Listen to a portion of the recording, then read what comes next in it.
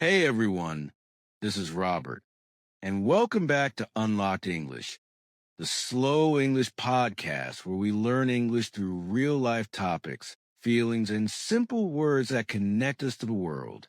If you're new here, this is a space where we take things slowly so you can understand, repeat, and really feel English, not just study it. So take a deep breath. Maybe look outside your window for a second and let's talk about something beautiful today. Today's topic is simple but special: sunrise or sunset. How to talk about the sun in English.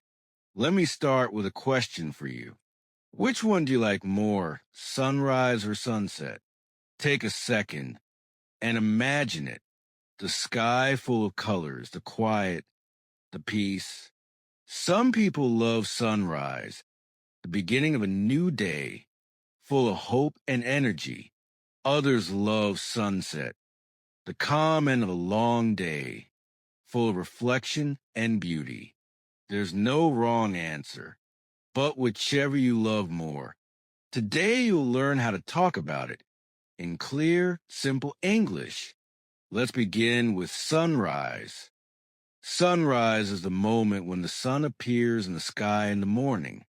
In other words, when the day begins. You can say, the sun rises at 6:30, or I love watching the sunrise. We also use the verb to rise, like in the phrase, the sun rises in the east.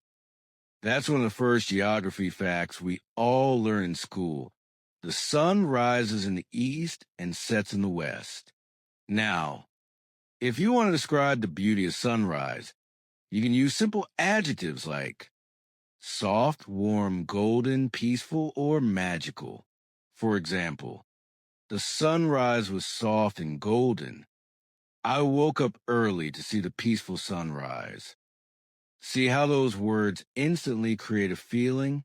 That's what natural English is. It's not just grammar. It's emotion through words. Now let's talk about sunset. Sunset is the moment when the sun goes down in the evening. You can say, the sun sets at 7 p.m. or we watch the sunset by the beach. And the verb here is to set. So the sun sets in the west. When you describe a sunset, you can use words like bright, orange, red, purple, romantic, or breathtaking. For example, the sunset was breathtaking. The sky turned red and purple as the sun went down. You can even use phrases like, the sky was painted with colors. The sunset lit up the clouds. That's poetic English, and you can use it when you want to sound expressive or creative. Let me ask you something. When was the last time you really watched a sunrise or sunset? Not just saw it for a second, but really stopped and looked at it. There's something special about those moments, right? They remind us that time keeps moving, that every day has a beginning and an end. And that's a beautiful thing to talk about in English. When you describe moments like this, you're not just learning vocabulary. You're learning how to express feelings, how to make English part of your world. Now, let's learn a few more expressions with sun. Sunny, when the weather is full of sunshine. It's a sunny day today. Sunlight, the light that comes from the sun. The sunlight filled the room. Sunshine, similar to sunlight, but more positive and warm. I love feeling the sunshine on my face. Sunburn, when you stay in the sun too long and your skin turns red. Don't forget sunscreen or you'll get sunburn. Sunrise to sunset, meaning all day long. They work from sunrise to sunset. See? With one simple word, sun, you can create many phrases for daily life. And when you start to use them naturally, your English becomes colorful like a sky full of shades. Let's play a little imagination game together. Close your eyes for a second. Imagine you're sitting on the beach. The sound of the waves, the wind, the sun is slowly setting. How would you describe that moment in English? You could say, I'm sitting on the sand, watching the sunset. The sky is orange and pink. The sun is disappearing behind the ocean. It feels calm and beautiful. Now imagine it's morning. The world is quiet, and you see the first light of the day. The sun is rising slowly. The air feels cool. The sky is changing from dark to light. A new day is beginning. This is how you build fluency, not by memorizing words, but by connecting English to your senses. If you can see it, feel it, hear it, you can say in English. Let's learn a few idioms with the word sun.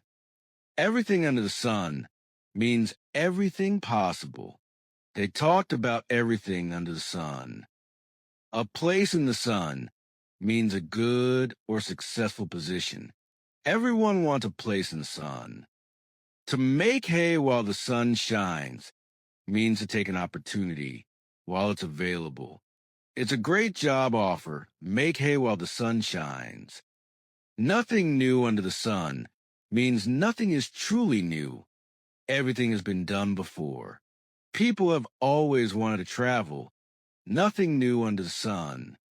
These idioms are used in daily conversations, and they make your English sound natural and interesting. You know, the sun has always been a symbol of hope and energy. In English, we often use it to talk about positivity. When someone is cheerful, we say, she's like sunshine, or he brings light into everyone's life. So, when you talk about the sun, you're also talking about life, warmth, and happiness. That's what makes language beautiful. It's not just about words, it's about the feelings behind them. Now, before we finish, I want you to think again about that question. Do you prefer sunrise or sunset? Maybe you love mornings, fresh air, new beginnings, quiet streets. Or maybe you love evenings, soft light, reflection, and rest. Whatever you choose, use English to describe it. You could say, I love sunrise because it makes me feel alive. I prefer sunset. It's peaceful and romantic. And remember, there's no wrong answer.